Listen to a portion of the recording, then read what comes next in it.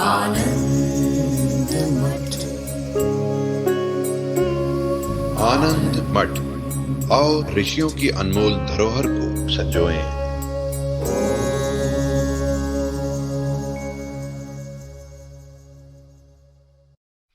आधारभूतं चैतन्योः यत् अनुपहितं चैतन्यम तत्तुरीयम। अभी एक छोटा सा वाक्य बनाने के लिए आप ऐसे कह सकते हैं, यद अनुपहितम चैतन्यम तत्तुरीयम। एक तुरीय की ओर संकेत करते हैं। देखिए, पहले तो इस शब्द को थोड़ा सा आप समझ लें। प्रायः समाज में तुरीय को एक अवस्था विशेष से जोड़ा जाता है ना। लोग कहते हैं एक तुरीय अवस्था है। असल में तुरीय शब्द का अर्थ कोई अवस्था विशेष नहीं है। तुरीय शब्द संख्यावाची है। जैसे 1, 2, 3 ये संख्यावाची शब्द हैं। इसी तरह से तुरीय संस्कृत में, संस्कृत का शब्द है यह, और यह संख्यावाची शब्द है। तो तुरीय का अर्थ होता है चतुर्थ, फोर्थ। इसको ध्यान रखेंगे क्योंकि ये आगे भी ये शब्द आएगा, और जब जब आएगा तब तब संकेत किया जाएगा। लेकिन हमको आपको कम से कम तो शास्त्रीय ढंग से प्रत्येक शब्द का अर्थ मालूम होना चाहिए। समाज में महाराज इसको बहुत ग्लोरीफाई किया जाता है। उनकी तुरीय स्थिति में पहुंच गए, तुरीय अवस्था प्राप्त हो गई, इस तरह से। तो एक अवस्था से जोड़ करके देखते हैं। लेकिन शब्दगत अर्थ अगर आप देखेंगे तो तुरीय का अर्थ होता है चतुर्थ। वैसे अगर यहाँ पर 4 लोग बैठे हों तो आप इस तरह से गणना कर सकते हैं, एकम, द्वितीय, तृतीय और तुरीयम। ऐसे आप कह सकते हैं। चतुर्थम कहने के बजाय तुरीयम कह सकते हैं। तो तुरीय का अर्थ है चतुर्थ। यहाँ पर क्या कह रहे हैं? बोले यद अनुपहितम चैतन्यम तत्तुरीयम इति उच्यते। जो अनुपहित चैतन्य है उसको तुरीय कहते हैं, अर्थात उसको चतुर्थ कहते हैं। जो अनुपहित चैतन्य है उसको चतुर्थ कहते हैं। तो चतुर्थ क्यों कहते हैं तो ये तो देखेंगे हम, लेकिन पहले दृष्टांत के माध्यम से वो इसको थोड़ा सा खोलते हैं। बोले वन वृक्ष तद अवच्छिन्नाकाशयोः जलाशय जल तद्गत प्रतिबिंबाकाशयोः वा आधारभूत अनुपहित आकाशवत्। तब यहाँ पर आकाश के आप समझिए कि 3 विभाग कर दिए गए। वन वृक्ष का दृष्टांत और जलाशय जल का दृष्टांत साथ साथ लेकर के चल रहे हैं अभी। तो एक ही दृष्टांत में पहले देखें तो इन्होंने आकाश का एक तीसरा रूप भी दिखाया है। वो क्या है? बोलते हैं एक तो आकाश है जो वृक्ष से अवच्छिन्न है। ठीक है, वृक्ष ने जितने आकाश को घेरा हुआ है एक वह आकाश है। फिर एक वनावच्छिन्न आकाश है, माने वन ने जितने आकाश को घेरा हुआ है वह है। इन दोनों ही आकाशों से पृथक एक आकाश है जो अनुपहित है। अनुपहित माने उसको ना तो वृक्षावच्छिन्न आकाश कहते हैं और ना ही वनावच्छिन्न आकाश कह सकते हैं। माने वृक्षावच्छिन्न आकाश और वनावच्छिन्न आकाश दोनों ही जिस अनुपहित आकाश में हैं, ये दोनों की पृथक पृथक आइडेंटिटी है, लेकिन ये दोनों जिस आकाश में हैं वह अनुपहित आकाश है।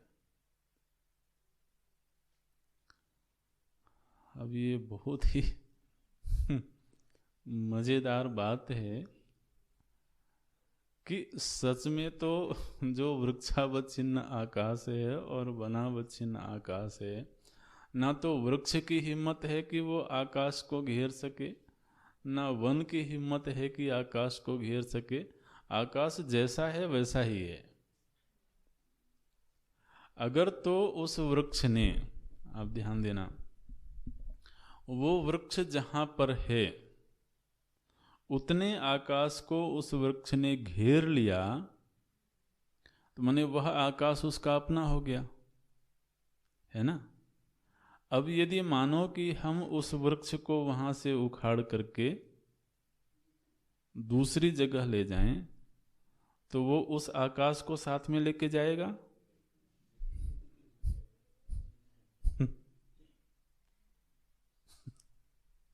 क्यों भाई? अब तो उसने अपना अधिकार जमा लिया था कि अब ये मेरा आकाश है, इसलिए उसकी संज्ञा हुई ना वृक्षावच्छिन्न आकाश। यह जो आकाश को संज्ञा प्राप्त हुई, आकाश का नामकरण किया गया, ये नामकरण किस आधार पर हुआ? वृक्ष ने जब अधिकार किया, वृक्ष ने कहा कि यह आकाश मेरा है। जिसे हमारे विद्यार्थी लोग कक्षाकाश में अधिकार करते रहते हैं। कमरे में जो आकाश है, अब आप दीवारों से थोड़ा अभिमान करते हो, दीवारों से घिरा हुआ जो आकाश है उसी आकाश को कहते हो ना कि ये कमरा मेरा है। आप दीवारों को तो कमरा नहीं बोलते हो, आप छत को तो कमरा नहीं बोलते हो। छत और दीवारों ने एक आकाश को घेरा हुआ है, उस आकाश को आप कहते हो कमरा। और उस आकाश से फिर एक तादात्म्य हुआ कि वो अपने अधिकार क्षेत्र में है। अधिकार क्षेत्र में है ये कब कहा जाता है? जब वो हमारे डिस्पोजल पर हो, जब हम उसका उपयोग अपने हिसाब से कर सकें, तभी हम कहते हैं इस पर मेरा अधिकार है। तो अब उस आकाश से आपने अभिमान किया हुआ है, तो आकाश आपका हो गया। अब आपको कहा गया कि आप दूसरे आकाश में जाओ, तो जिस आकाश से आपने अभिमान किया था उसको क्यों छोड़ दिया? उसको लेके जाओ भाई। बोले नहीं, वो आकाश तो वहीं का वहीं रहेगा, अब दूसरा आएगा और वो अभिमान करेगा। तो आकाश कहीं नहीं आता जाता है, ये केवल अभिमान शिफ्ट होता रहता है ना। ये केवल अभिमान बदलता रहता है। और जिस समय पर उस व्यक्ति ने उस पर्टिकुलर आकाश से अभिमान किया, उस समय भी वास्तव में आकाश उसका हुआ नहीं है। आकाश जैसे को तैसा है, वो किसी से घिर नहीं सकता है, किसी से घिरा नहीं है, किसी का अपना नहीं हो सकता, किसी का पराया नहीं हो सकता है। लेकिन महाराज हम सब अपना पराया करके तो झगड़े करते हैं। तो हमारे आसमान में आप अपना विमान नहीं उड़ा सकते हो। हमारे आसमान में प्रवेश करने के लिए आपको अनुमति लेनी पड़ेगी। अरे भाई, तुम्हारा आसमान कब हो गया? और मजे की बात यह है कि आसमान को यह पता ही नहीं है। आकाश को यह मालूम ही नहीं है कि किसी ने मेरे ऊपर अधिकार किया हुआ है। तो जिस समय पर हमको वह उपहित मालूम पड़ता है, अगर आकाश की दृष्टि से देखें तो वो उस समय भी अनुपहित ही है। लेकिन जब व्यवहार करते हैं तब भिन्न भिन्न व्यवहार करते हैं। ये रहा वृक्षावच्छिन्न आकाश, ये रहा वनावच्छिन्न आकाश, और ये दोनों ही आकाश जिस आधारभूत आकाश में हैं वह अनुपहित आकाश है। हालांकि ये तीन संज्ञाएं होने पर भी वहाँ तीन आकाश नहीं हैं। ये व्यवहार की मजबूरी है, व्यवहार की सीमा है। और व्यवहार की मजबूरी की वजह से व्यक्ति तो उसमें विभाग करता है, काल्पनिक विभाग करता है, मानसिक विभाग करता है। वहाँ विभाग नहीं होने पर भी वो दृष्टांत में तो ये बात समझ में आ गई। दार्ष्टान्त क्या है? बोले इस शरीर में जो चैतन्य है उस चैतन्य को क्या कहा? बोले ये मैं हूँ और ये तुम हो। माने तुम्हारे शरीर ने जितने चैतन्य को घेरा है वो तुम्हारा चैतन्य है। और मेरे शरीर ने जितने चैतन्य को घेरा है वो मेरा चैतन्य है। ये बड़ी विचित्र कहानी है महाराज। तो प्रत्येक जीव का चैतन्य भिन्न भिन्न हो गया है ना। हालांकि चैतन्य एक व्यापक सत्ता है, यह जानते हुए उस चैतन्य में कोई विकार नहीं हो सकता है, यह जानते हुए उसमें कोई परिच्छेद नहीं हो सकता है, उसको छिन्न भिन्न नहीं किया जा सकता है। माने जिस आकाश से हम तादात्म्य करते हैं उस आकाश को हम काट नहीं सकते।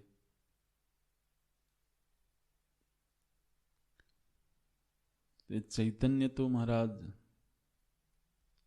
आकाश का भी बाप है। अरे भाई आकाश कहाँ से पैदा हुआ? तस्माद् वा एतस्माद् आत्मनः आकाशः सम्भूता, यही पढ़ते हैं ना। आकाश कहाँ से उत्पन्न हुआ? बोले आत्मा से उत्पन्न हुआ। अरे तो जब हम आकाश को ही छिन्न भिन्न नहीं कर सकते हैं, उसमें ही बंटवारा नहीं कर सकते हैं, तो उसके पिताजी का बंटवारा कैसे कर लिया? वो तो और भी सूक्ष्म होगा ना। वो और भी व्यापक होना चाहिए। आप आकाश को काट नहीं सकते हैं, आकाश को जला नहीं सकते हैं, आकाश को सुखा नहीं सकते हैं। इसी बात को तो भगवान ने कहा, नैनम छिन्दन्ति शस्त्राणि। तो क्या वो इस शरीर के लिए कह रहे हैं? नहीं नहीं, इस शरीर के लिए नहीं कह रहे हैं। इस शरीर से अवच्छिन्न जो चैतन्य तत्व है, जिस चैतन्य तत्व को वस्तुतः कोई भी शरीर अवच्छिन्न कर नहीं सकता है, उसके विषय में भगवान की ये उक्ति है। इसलिए ये श्लोक प्रचलित तो हो गया समाज में, लोगों के मुख पर है, लोग याद रखते हैं, लेकिन इसका अर्थ तो धीरे धीरे समझ में आता है। आकाश चूंकि उनकी प्रथम संतान है, इसलिए आकाश के दृष्टांत से थोड़ा थोड़ा ये रहस्य समझ में आता है। आकाश बहुत बड़ा दृष्टांत बनता है चैतन्य तत्व को समझने के लिए। तो बोलते हैं कि वन अवच्छिन्न आकाश और वृक्ष अवच्छिन्न आकाश, ये दोनों ही आकाश जिस आधारभूत आकाश में है वह आकाश वास्तव में अनुपहित है। ठीक है। अच्छा, दूसरा, जल बिंदु में प्रतिबिंबित आकाश और जलाशय में प्रतिबिंबित आकाश, ये दोनों ही आकाश जिस आधारभूत आकाश में हैं, माने जल बिंदु और जलाशय स्वयं भी आकाश में ही है ना, आकाश से भिन्न तो नहीं हो सकते हैं। तो एक आकाश वो है जिसमें जल बिंदु है और एक आकाश वो है जो जल में प्रतिबिंबित है। तो जल में प्रतिबिंबित आकाश तो उपहित मालूम पड़ता है, लेकिन जिस आकाश में वह जल है वह आकाश तो उपहित नहीं है।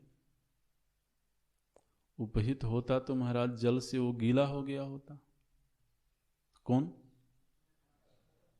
लेकिन गीला तो हुआ नहीं। तो वह जो अनुपहित आकाश है वह इन दोनों ही आकाशों से भिन्न है। ठीक इसी तरह से आप वो पंक्तियां देखते रहना, अगर कहीं कोई नहीं लगती है तो आप बाद में पूछ सकते हैं।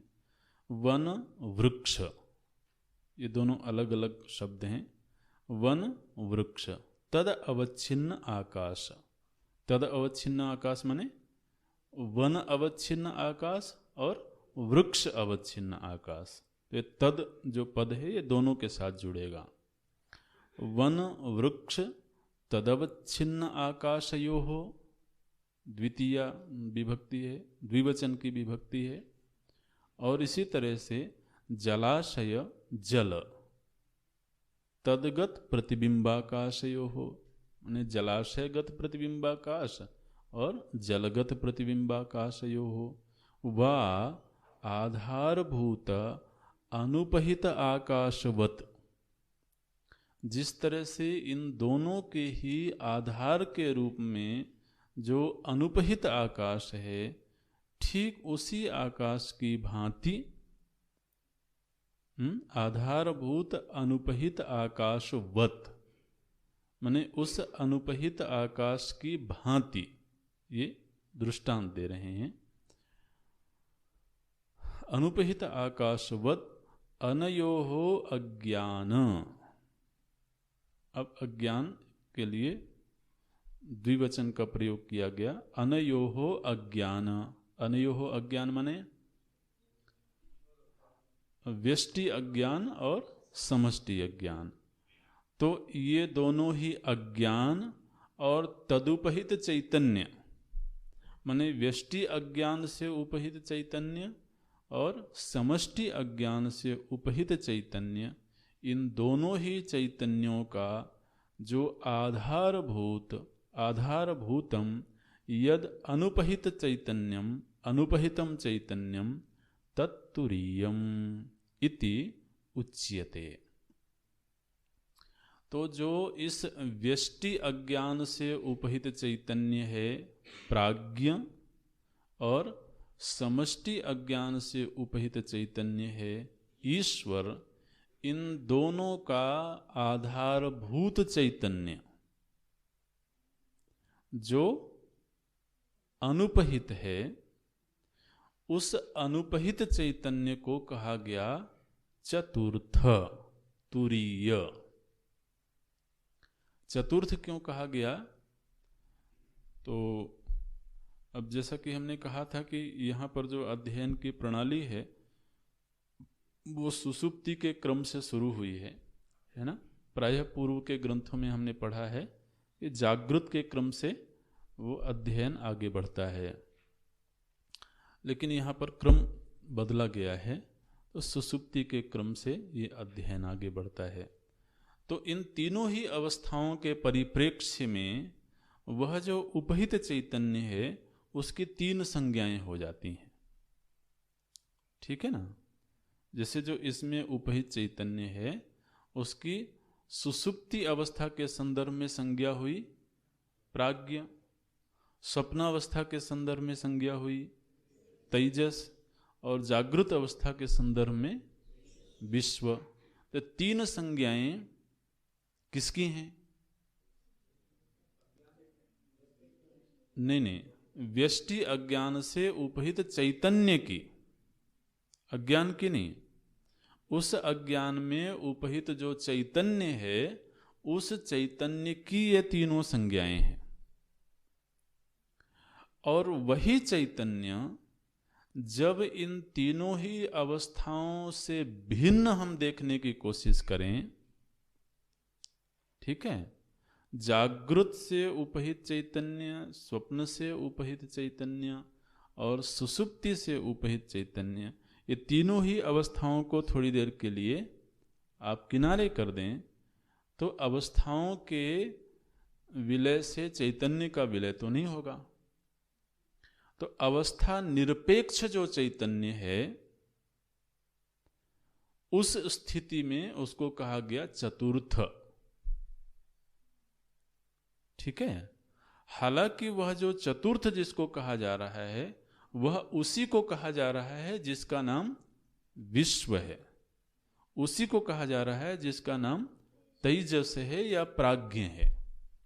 तो वस्तुतः वह चैतन्य विश्व, तेजस और प्राज्ञ से भिन्न कोई चौथी वस्तु नहीं है। ठीक है। लेकिन अवस्थाओं के संदर्भ में चूंकि तीन नामकरण हुए हैं, इसलिए इन तीनों ही नामकरणों से भिन्न करने के लिए कहा गया चतुर्थ। हालांकि यह जो चतुर्थ है वह विश्व ही है, वह तेजस ही है, वह प्राज्ञ ही है। तो विश्व, तेजस, प्राज्ञ से अभेद है उसका, उससे भिन्न कोई चौथी वस्तु नहीं है। लेकिन अब लोगों ने महाराज कहा कि ये तीन अवस्थाएं तो होती ही हैं नैसर्गिक रूप से, और फिर व्यक्ति जब समाधि में जाता है तो उसकी चतुर्थ अवस्था है। तो उसको कह दिया गया ये तुरीय अवस्था है। तो आपको मजा आता है कहने में तो कह लो, उसमें कोई दिक्कत नहीं है। वो तीन अवस्थाओं से भिन्न अवस्था हो सकती है, लेकिन उपनिषदों ने निरुपाधिक चैतन्य के लिए ये संज्ञा दी तुरीय। तो यह संज्ञा शास्त्र में, माने हमारे उपनिषदों में अवस्था की नहीं है, यह चैतन्य तत्व की है, उस चैतन्य की जो अनुपहित है। तो ये बोलते हैं आधारभूतम यद अनुपहितम चैतन्यम तत्तुरीयम इति उच्यते। तो उपनिषद में ये वाक्य आया, शिवम अद्वैतम चतुर्थम मन्यन्ते इत्यादि श्रुते है। अब देखिए, श्रुति में तुरीय शब्द भी नहीं बोला, क्या बोलते हैं? चतुर्थम। इससे आपको ये बात स्पष्ट हो गया होगा कि तुरीय का अर्थ चतुर्थ है, और चतुर्थ मतलब वो तीन से भिन्न कोई चौथा है, ऐसा नहीं करना। ठीक है ना। ये तीन अवस्थाओं के संदर्भ में चूंकि अलग अलग आइडेंटिटीज हमने बनाई है, इसलिए इन तीन अवस्थाओं से भिन्न जब हम उसको देखने का प्रयत्न करते हैं, तो फिर उसको चतुर्थ व्यक्ति कहता है, वो चौथा है नहीं।